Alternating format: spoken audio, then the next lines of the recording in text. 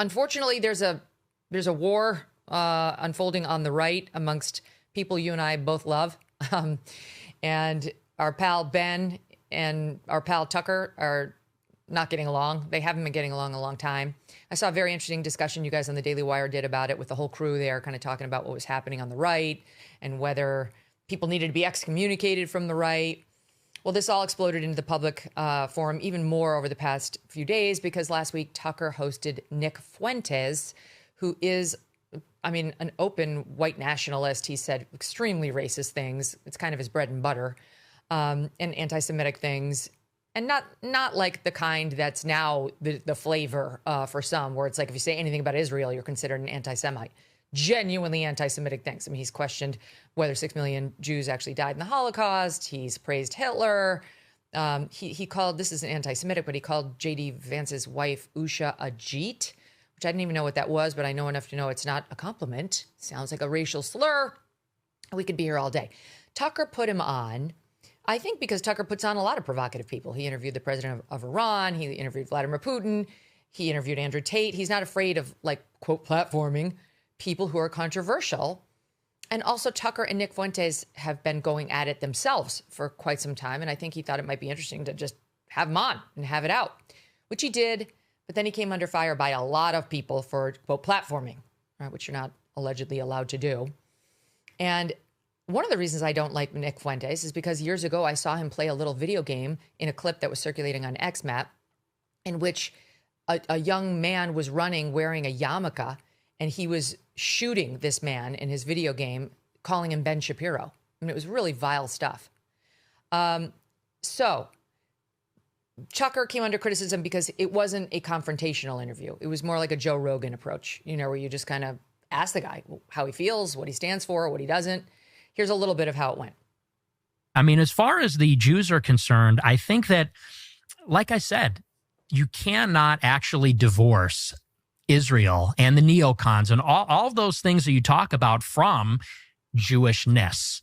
There's a deep religious affection for the state. It's bound up in their identity, the story of the Exodus from Egypt, the promise of the land, all these things. So let's say in the United States, for example, somebody like a Sheldon Adelson, he's not Israeli. Is he an ideological neocon? Does he believe in the promise of democratic globalism? I don't think necessarily. His heart is in Israel. And it's because he is a proud Jewish person. And I guess what I'm saying is that if you are a Jewish person in America, you're sort of, and again, it's not because they're born, but it's sort of a rational self-interest politically to say, I'm a minority. I'm a religious ethnic minority. This is not really my home. My ancestral home is in Israel. There's like a natural affinity that Jews have for Israel. And I would say on top of that, for the international Jewish community. Sheldon Adelson, by the way, is dead. He died in 2021, but was a big donor, and his wife Miriam is now a big donor. Okay, so cue the internet pile on Tucker. Like he's got to be excommunicated from the right because he hosted Nick Fuentes, which was a sin in the eyes of many. Kevin Roberts of the Heritage Foundation weighed in, backing Tucker, saying we don't cancel people for platforming others. And then a lot of people said it doesn't matter. Like it's not about canceling Tucker. It's about ostracizing him, sort of cutting him out of polite conversation. And then yesterday, Ben's been attacked by Tucker. Tucker's attacked Ben. It's gone back and forth, back and forth. Ben did a whole show on this issue. And here's a little bit of how that sounded. Americans hate Nick Fuentes' philosophy. They think it's trash. Republicans, by the polling, think it's trash. Independents think it's trash. Democrats think it's trash. And here's the other thing. Americans hate Tucker Carlson's laundered anti-Americanism. If they get their way, they will hollow out the Republican Party, lead it to electoral catastrophe, and empty it and the country of any semblance of decency in the process. My answer is no. No to the Groypers. No to their publicists like Tucker Carlson. No to those who champion them. No to demoralization. No to bigotry and anti-meritocratic horse shit. No to anti-Americanism. No. This is our country. This is our party. And this is our conservative movement. And I will not stand by while it is handed over to those who betray the most fundamental principles I have spent my entire life defending and advocating. That is a path to defeat and a path to moral oblivion. I reject it because if we lose the right, we will lose to the left. And either way, we'll lose the country. Okay, just quick programming note. Tomorrow, we have Tucker Carlson on our next leg of my tour. And the night after that, we have Ben Shapiro, which is something I pride myself on, being a show where both of those guys could come and trying to do as little as possible to divide the right, which I think is a force for good in this world, unlike the left. However, this controversy is front and center on virtually every right-wing website there is, Matt, and you're right in the middle of it, as am I in a way, both of us. So how are you looking at this? Yeah, look, there's a few things here, and yeah, I do find myself, and I know that you've caught plenty of flack also in a similar way, being sort of in the middle of this, and it's, look, both of those guys, Ben Shapiro and Tucker Carlson, they're both friends of mine, as I know they are you, Megyn, and so when I get this people on both sides that are constantly screaming in my ear, and it's been this way for a long time, but in particular over the last couple of weeks, and in particular over the last like 24 hours, demanding that I disavow, denounce one or the other of those guys. Yep. And I'm just not going to do that. It's just not ever going to happen. I mean, not ever. It's not ever going to happen. And is that because, I agree with everything that either one of them say? No. I mean, we don't have to agree on everything at all. We can have disagreements. We should have disagreements. As you pointed out, Megyn, we've talked about some of this stuff at the Daily Wire. I've talked about it with Ben. We've had these like debates in the open. So yeah, we can have disagreements. But when it comes to disavow, condemn, denounce, that's an entirely different thing. And I'm not going to do that because I don't do that to my friends. And I mean, it really is that simple. And you can either respect that or not. I don't really care. But loyalty is a principle that is incredibly deeply important to me. And so when I hear the response, oh, but you need to stand on principle. Well, loyalty is a principle. And to me, it's, as a man, it's one of the most important principles that you can hold. As a human being, it's one of the most important principles. And so if there's someone who I know in person, like this is not all just on Twitter. This is not, we're not just talking heads, talking to cameras. We're also like people, and we actually have lives outside of all of this stuff. And so if there's someone who I actually know and I've sat down and had dinner with them, I've sat at their dinner table, I have their phone number, I can call them. If I have a disagreement, I can call them privately and I can tell them and we can hash it out. Someone who's supported me, someone like that. The idea that I would stand in public and condemn and denounce and disavow is just totally anathema to me. I cannot do it. I won't ever do it. Not to someone who's a friend. I won't. And when someone does that to me, as has happened, I consider it to be just unforgivable treachery. And I've had this happen to me where I say something and, sure, people can disagree with it. I say a lot of things people can disagree with, but I'll have someone who I know personally and they have my phone number and they could just call me. But instead I go on Twitter and I see that they've issued this like denunciation. And it's like, dude, I just saw you a week ago. What's going on here? I consider that to be just treacherous, and I'm not going to do that to anybody else. I will just never. Mm-hmm. That's the first thing. And the second thing also, and one of the reasons why I'm catching a lot of shit is that my stance has been that I want to focus our fire, metaphorically, on the left, that we are dealing with people who truly, truly want us dead. And they just killed my friend, your friend, Megyn, and Charlie. And they spent 2 months, they're still celebrating it, like dancing on his grave. And so that's what we're dealing with. And that's where I want to focus. I mean, I think it was a day after Charlie was killed, I put out a tweet where I said this, where I said, look, I'm not focused. I know there are a lot of disputes and debates on the right, and I'm not saying that they're totally unimportant, but I want to put that all off to a different day. And right now, it's very clear who the enemies are, and they are the people who are trying to kill us and want us dead. And I want to focus on that. And I said that a day after Charlie was killed, and the response I got was wide agreements. I mean, there were a few people that were upset about it among conservatives, but it was almost like 98% approval to that sentiment a day after Charlie was killed. The tweet got like 150,000 likes or something like that. Well, I said the exact same thing only a month later, just the exact same sentiment, almost verbatim, certainly the same idea. And the reaction was 180 degrees the opposite, where rather than wide agreement, it was everybody screaming at me on both sides. Well, how dare you say that? How could you, assuming that I'm taking someone's side or the other side by saying that? And it's like, it's only a month later. I mean, have we already? So this time of unity lasted for 4 weeks? Really? And we just can't afford this right now. I mean, they just killed Charlie Kirk, one of our most important leaders on the right, and he's gone now. And do we really want to let them win? Do we really want to tell the left that, hey, it worked because you took out one of our most important leaders, and now we're going to spend the next however many months or years eating each other alive? No, we can't do that. We can't afford that. And so that's where I want our energy to be focused, on these people who, again, like really, truly want us dead. Here's what I know.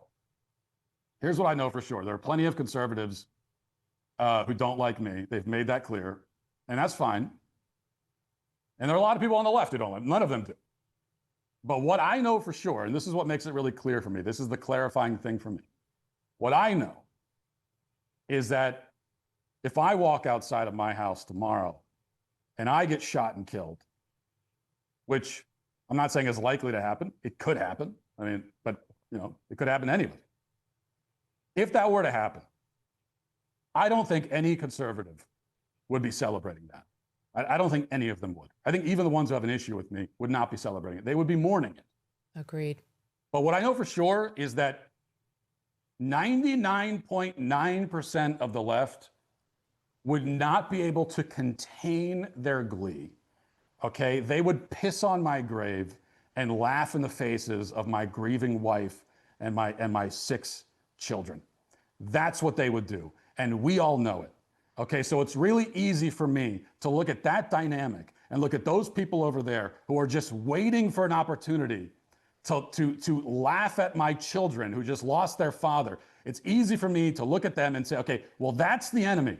And those are the people that I'm going to oppose with every breath in my body while I still have breath. Okay, that's it. That's the fight.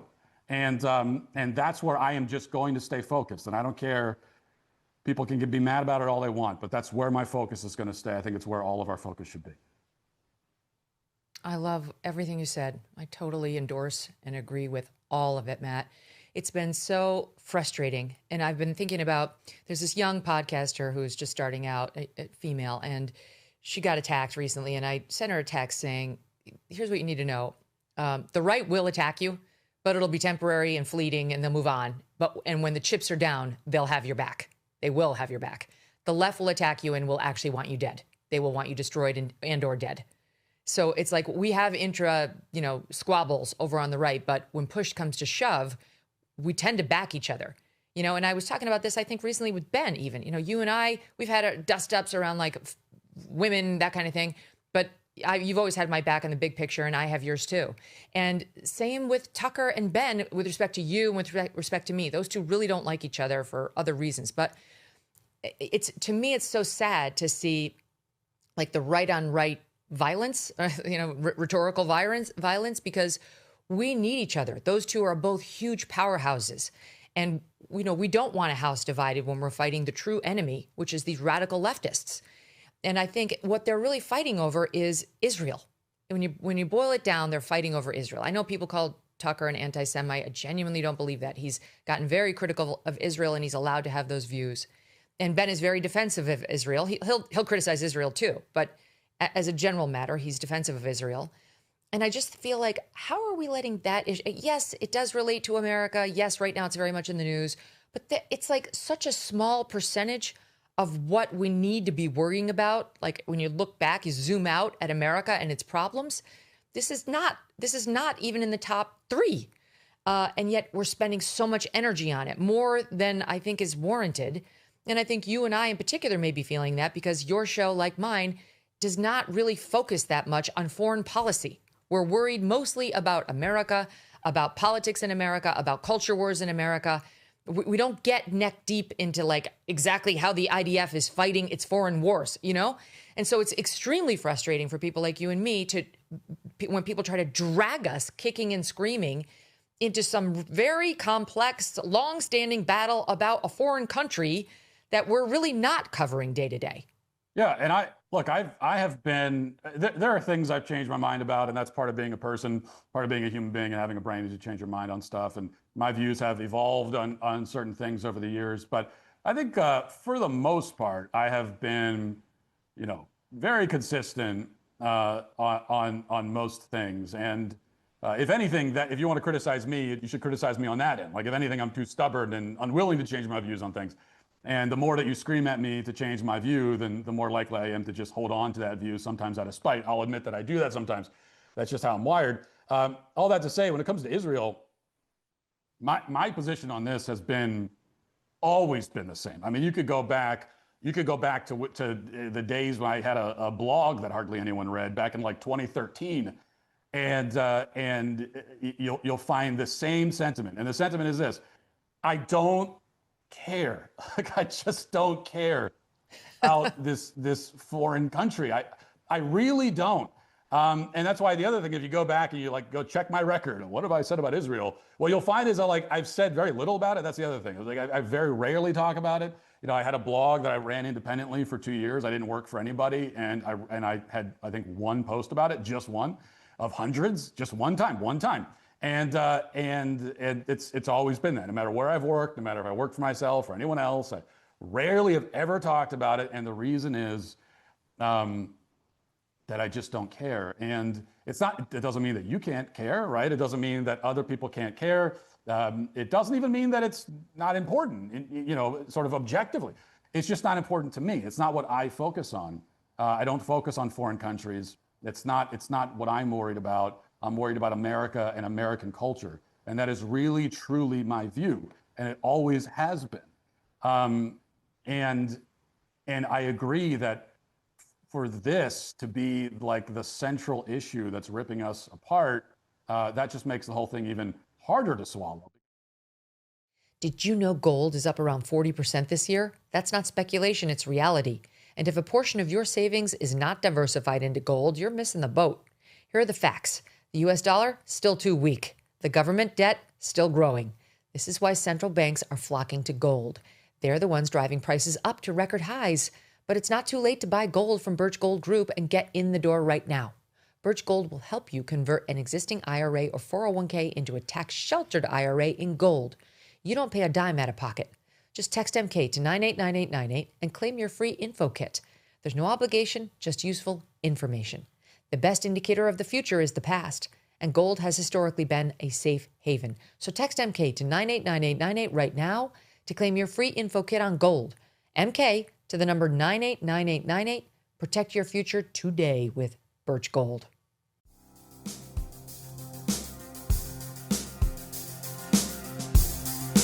Thanks so much for watching. If you like what you just saw, hit the subscribe button for more clips and full episodes.